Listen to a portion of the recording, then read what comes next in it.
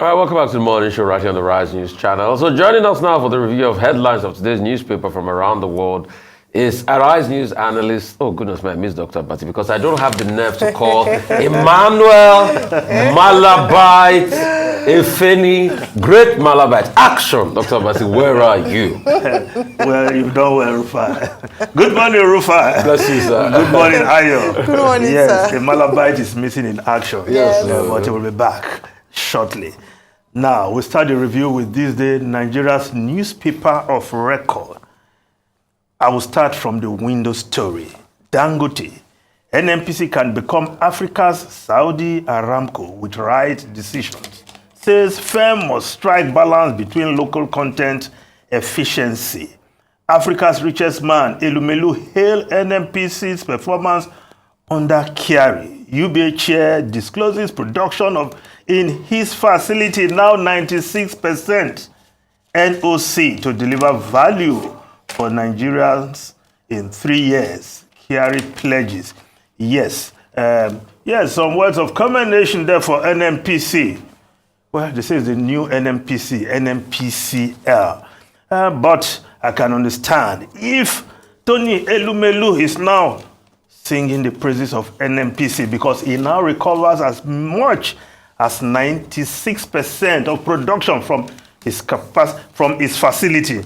Recall that it was Tony Elumelu who mounted the rooftop to shout that oil is being stolen in large quantity to the extent that he was losing as much as over 80% of production.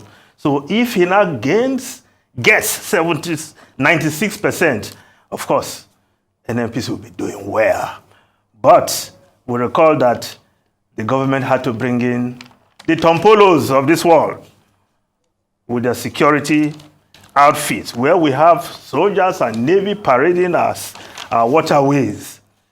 The Tompolos of this world had to come into the fray to solve the problem of oil theft that was happening big time back then. But we hope the security of our oil facilities from oil thieves continue, and we'll get to the extent that no drop of Nigerian oil is being stolen. But to compare NNPC with Aramco, I think it's still a long call.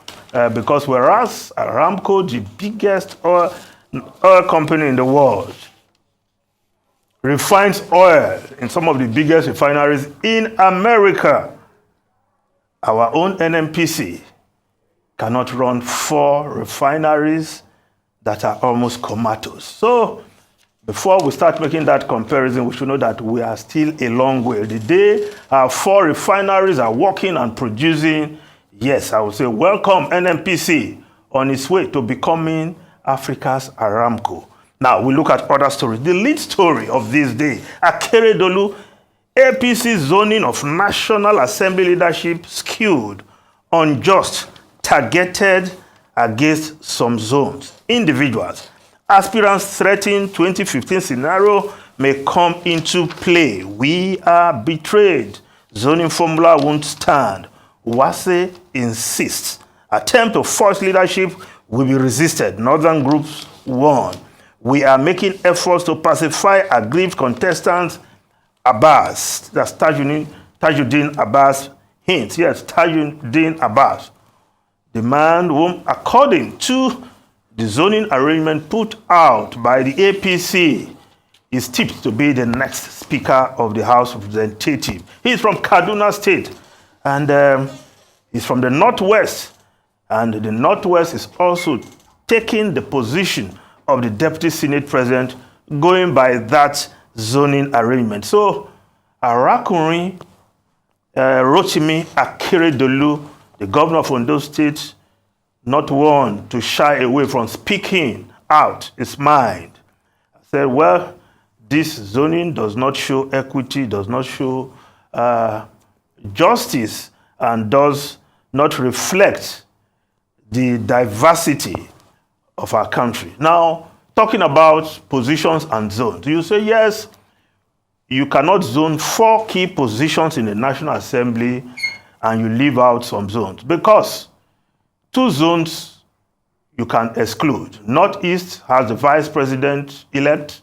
Southwest has the president-elect already. So if you leave them out, you say you're talking about fairness.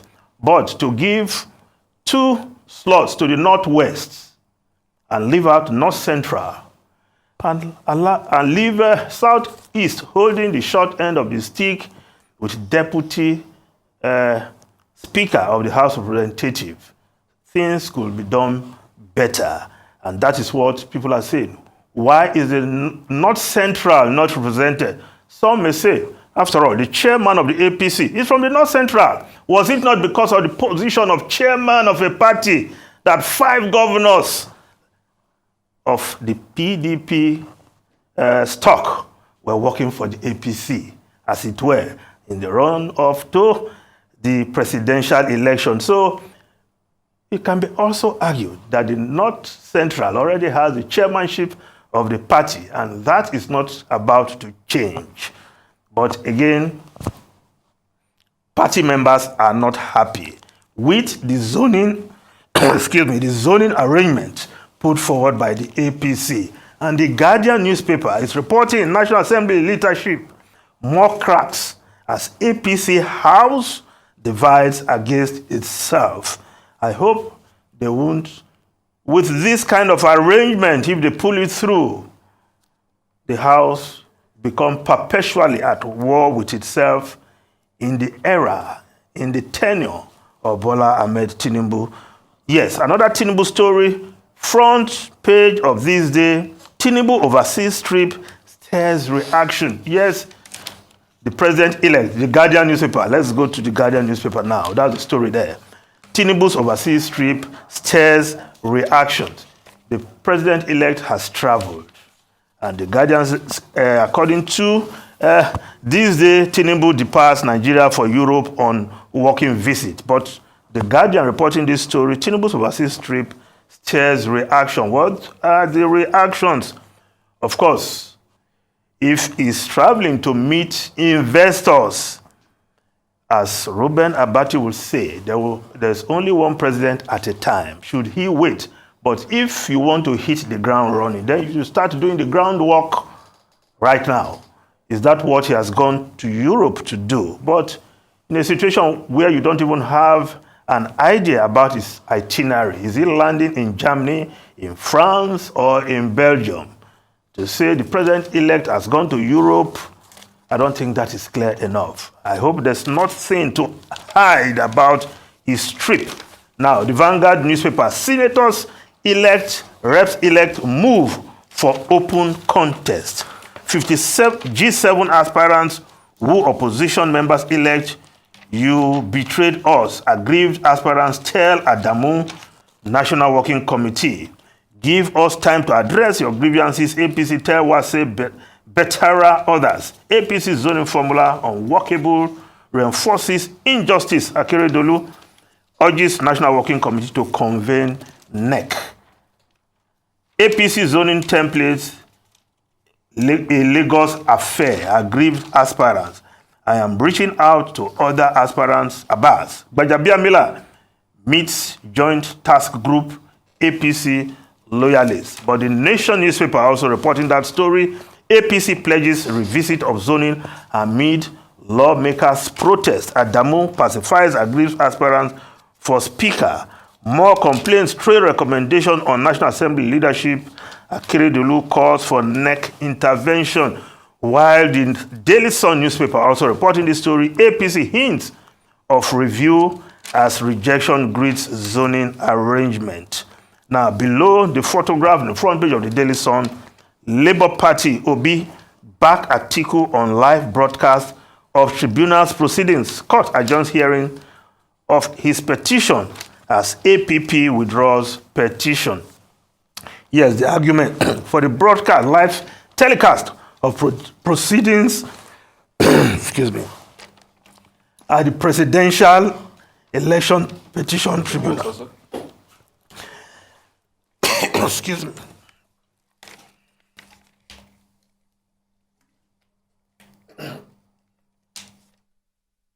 Daily Trust newspaper. Doubts over Buhari's fresh $800 million loan request. Nigeria's fast exceeding borrowing limit, budget office. Total debt hits 77 trillion naira. New request, a parting gift, CDD. No justification to incur debt for incoming government. Use savings from subsidy removal to fund palliatives. Muda Yusuf is insisting. Now, the issue of the $800 million loan, the federal government is requesting for palliative. Don't you think the next government should handle this matter? Yeah. With less than 19 days to go. I don't know what the Buhari administration wants to do with this money, especially since the issue of subsidy will be dealt with after May 29. So, but the House of Representatives and the Senate, will they approve this for the president and give the final stamp on the appellation of rubber stamp as these administrations wind down? Now, the Business Day newspaper, Nigeria's infra corporation in limbo as CBN delays seed funding. So much talk about this infrastructure corporation of Nigeria, Infracorp, and for now it's yet to take off because CBN is yet to provide the seed money. Well, it will be wise for the CBN governor to wait till after May 29, whether this kind of intervention it has been doing in various aspects of our economy will still be the priority of the next administration. Now, if we look at the foreign newspapers quickly, the Times of London, NHS plans to send more doctors into GP surgeries. Medics with less training targeted to boost ranks. Of course, thousands of hospital doctors without the highest level of training will be drafted into GP surgeries under plans to reduce waiting time and free up appointments. Now, NHS bosses want to allow an intermediate class doctor who do not reach the level of consultant to work as GP surgeries for the first time. And of course, the whole idea is to ease pressure as the health service struggles to train enough family doctors. But GP leaders fear that the move could be unsafe. And of course, it could lead to widespread treatment of doctors who lack the detailed training. Yes, for those of you who go to UK, you may likely get a doctor who is not well trained dealing with your case. Well, in Nigeria, we have a lot of specialists. Yes. It's just that we don't provide the facilities for them. Yes. Now, this is the UK. Not enough specialists. Now, they want to draft doctors who are not qualified as consultants into GP surgeries. Well, I just warn again, those of you who go to the UK for treatment, you may just get what you don't bargain for. Now, the Wall Street Journal, Santos charged with 13 felony counts. Yes, Representative George Santos. Yes, accused of fabricating much of his life story to secure public office. He was indicted on Wednesday on federal charges that he embezzled contributions, fraudulently obtained unemployment benefits, and filed false federal disclosure forms. Yes, this is the U.S. Representative, he was elected, Representative George Santos was elected last year to represent Long Island and Queens in the House of Representatives in America. Now, he appeared on Wednesday morning, pleaded not guilty. But here in Nigeria, people cook all kinds of stories about themselves and they get away with it, get into power. But in the US, not so. Not so. He is facing felony charges right now. But people get dealt with here too. If you remember the famous case of Toronto, Salisu Buhari, he too was. But after Toronto, there were other places also mentioned, and they got away with it. And yes, I mean yes, we remember those that case. Other places were mentioned. Anyway, but this one, the sad thing is, this man lied all his life, and I think Nigeria should take notice. People that you don't know their primary school, you don't know their antecedents, they don't have people they went to school with, you don't even know their heritage. We're very weary about people like that. This Santos lied that he was even Jewish at a point. He lied of his heritage. He lied about everything. He lied about his income. Everything about him was a lie. Created an alternative reality. The only thing that was true, as of Santos and some other people we should be weary of, is the fact that they were just born to this world. That's the only fact that is true. So we should be able to inquire. And if you know you are not going to be accountable to people, don't come to public service. But as long as you're in public service, you should be accountable as regards everything that concerns you. At least people should be able to know people that went to primary school with you. There's some people, they don't even know who went to primary school with them, who went to secondary school with them, who went to... nobody can, save you. So nobody can ever vouch for you that. So it's that you never had classmates that they sat down with you close to in class. And that's just the story of Santos that everybody too should look at, very, very importantly. People should be able to be accountable in the public space. And we are not saying it so that people will be able to know what they are dealing with. Yes, Rufai and Ayo, I know it will be almost criminal if I don't mention this story. Front page of this day, respite as court bars NBC from imposing fines on broadcast stations. Nullifies 2019.5 million naira fines on 45 stations. I know you've been discussing this all morning. NBC will still probably appeal it. Yes, they will appeal, but Rufai, I'm at the receiving end of this matter. Oh, yes, I know. I receive all the fine letters. Sometimes if I wake up in the morning, one is waiting for me.